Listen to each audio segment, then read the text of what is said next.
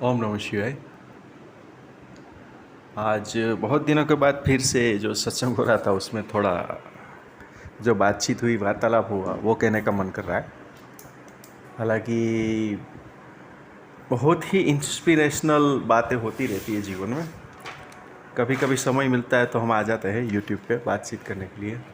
तो एक बार अभी जब लास्ट मीटिंग हुई, अभी सत्संग शब्द भी कह सकते हो आप, तो मुझे बताया गया कि मैं अपने कोई बोलता है, शायद आप भी जानते होंगे, कि मैं मेरे सीनियर से परेशान हूँ, टोकते रोकते रहते हैं।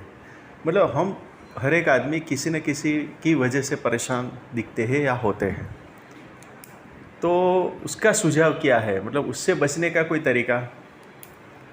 तो मैंने उसको एक एग्ज़ाम्पल दिया जो अभी शेयर करना चाहता हूँ। जैसे कि मैंने बताया कि जैसे सपोज़ करिए कि आपके पास कोई ना कोई व्हीकल तो होगा ही। तो बोले हाँ है। मैंने बोला उसके अंदर दो चीज़ होती है, एक तो स्पीड के लिए एक्सेलरेटर होता है और दूसरा उसको कंट्रोल करने के लिए ब्रेक होता है। अभी ब्रेक क्यों होता है, क्या आप बताओगे? यहाँ पे आप भी थोड़ा पॉज हो जाइए और 2 मिनट के लिए सोचिए या 30 सेकंड के लिए सोचिए कि ब्रेक उसमें क्यों लगाता है। तो आपके दिमाग में एक आइडिया आया होगा कि भाई वाहन को रोकने के लिए, कोई बोलेगा जो अपना व्हीकल है उसकी स्पीड कम करने के लिए, और सबसे ज़्यादा रेटिंग आएगी कि व्हीकल को एक्सीडेंट से बचाने के लिए, नुकसान न होने के लिए। ठीक है, पर अगर आप मुझे पूछिए तो उसमें ब्रेक इसीलिए लगाई जाती है क्योंकि उस हमारी जो व्हीकल है उसको हम स्पीड में चला सकें, इसी वजह से ये ब्रेक लगाई जाती है। सपोज़ करिए कि व्हीकल में ब्रेक है ही नहीं और आप स्पीड लगाओगे तो पॉसिबल ही नहीं, आप सोच भी नहीं सकते कि आप स्पीड में व्हीकल चलाओगे, क्योंकि आपको पता है कि ब्रेक नहीं है। बस तो यही कुछ लॉजिक है कि ब्रेक की वजह से ही आप अपने व्हीकल के अंदर स्पीड अप लगा लेते हैं, क्योंकि आपको पता है कि जब आप चाहे तो आप व्हीकल को कंट्रोल कर लेंगे। तो कंट्रोल कर लेंगे कैसे होगा? ब्रेक से होगा।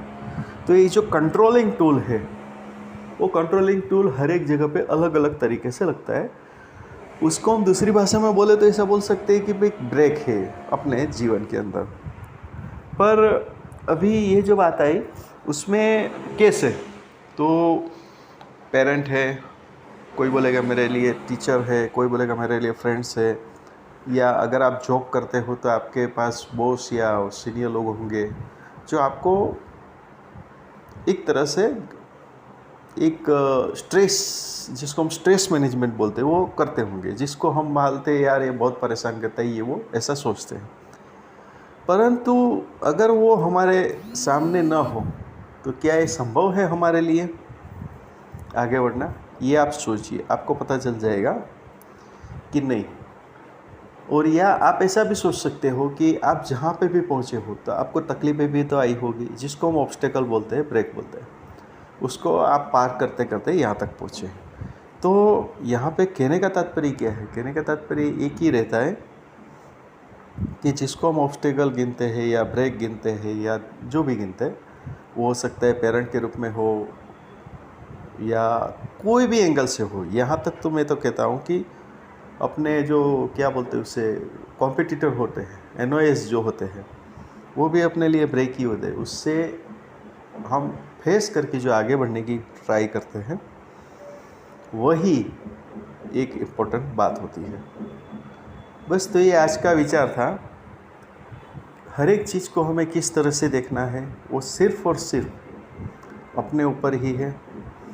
हम चाहे तो कोई भी चीज़ को, या हम लोग चाहते ही है और उसको हम अपने तरह से समझते भी हैं, सोचते भी हैं, पर वो जो सोचने का और समझने का तरीका है उसमें हम थोड़ा सा बदलाव लाएं तो मुझे लगता है कि हम बहुत कुछ कर सकते हैं और जीवन में हमेशा ही सफलता की सीढ़ी प्राप्त कर सकते हैं।